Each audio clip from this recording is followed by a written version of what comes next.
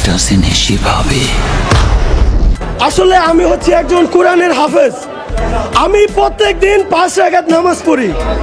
এই সিনেমাটা দেখার সময় আমি সিনেমা হলে 20 রাকাত নফল নামাজ পড়েছি। রাকাত নফল নামাজ সেখানে পড়ছি।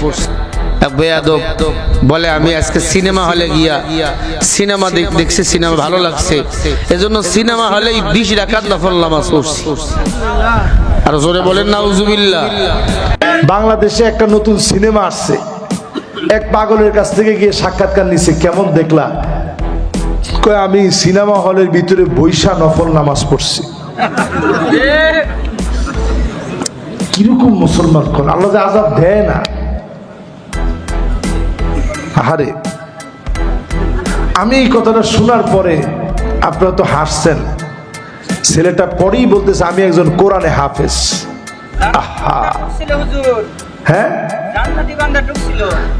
একজন কইছে যে হুজুর জান্নাতি বান্দা ঢুকছে, উনি ওইখানে নামাজ পড়ছে। বলছে যে এই ছবি দেখলে আর কিচ্ছু দরকার নেই। ছবির নাম কি? না না থাক।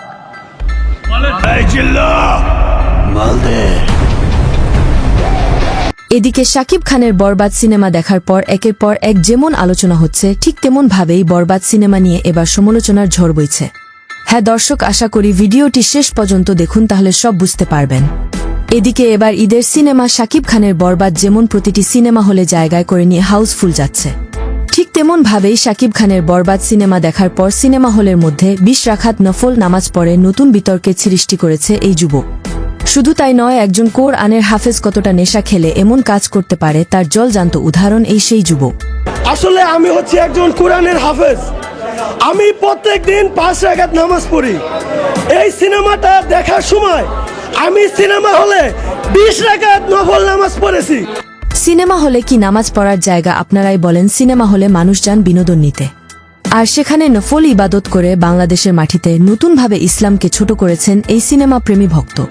তাই তো এই শাকিব খানের ভক্ত সহ এই যুবককে কঠিনভাবে হুঁশিয়ারি দিয়ে কিছু ইসলামিক আলোচক বলেন, আপনারা জীবনের দিকে একটু ঘাইটা দেখেন, এদের জীবনে বরবাদ ছাড়া কিছু আছে?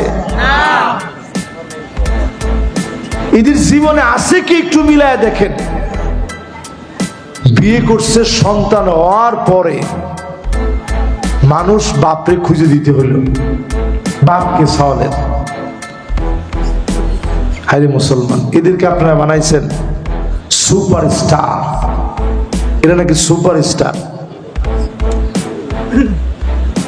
মুসলমান কোথায় যাচ্ছি আমরা বলেন? শাকিব খানের বিষয়ে কিছু সাধারণ সিনেমা প্রেমী ভক্তরা জানিয়েছেন যে এই বাংলা সিনেমা ইন্ডাস্ট্রি শাকিব খান একার মনে করেন। তাই শাকিব খান চাইলেও তার নিজের স্থানে কাউকে প্রতিদ্বন্দ্বী হিসাবে দেখতে চায় না।